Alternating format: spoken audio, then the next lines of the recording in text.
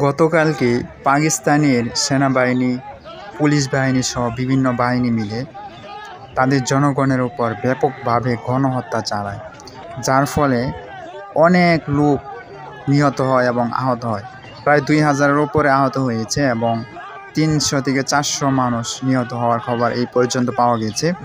তো এই জন্য সাধারণ জনগণ পুলিশ বাহিনী বা বিভিন্ন বাহিনীর উপর খুব ঝরতেছে এবং তাদের বিরুদ্ধে বিভিন্ন মন্তব্য করতেছে এবং উত্তেজনাকর পরিস্থিতি সৃষ্টি হয়েছে। তো আপনারা দেখতে পাচ্ছেন যে ভিডিওতে দেখা যাচ্ছে অনেক লোক এবং অনেক বাহিনীর লোক তাদেরকে বিভিন্ন খারাপ ভাষায় মন্তব্য করতে দেখা যাচ্ছে এবং এগুলো দেখতে পাচ্ছেন যে সাধারণ মানুষ আশেপাশে দাঁড়িয়ে আছে।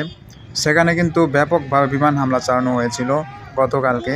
এর মূল কারণ ছিল যে ফিলিস্তিনের প্রতি সমর্থন করাকে কেন্দ্র করে যারা ফিলিস্তিনের প্রতি সমর্থন করেছিল তাদেরকে এরকমভাবে আক্রমণ করা হয়েছে। তারা চেয়েছিল যে আমেরিকান দূতাবাসের কাছে গিয়ে ব্যাপক বিদ্রোহ করার, কিন্তু সেই সময় পাকিস্তান সেনাবাহিনী বা বিভিন্ন বাহিনী তাদেরকে দেয়নি, তাদের উপর গণহত্যা চালিয়ে মিছিল নিশ্চিত করে দেয়।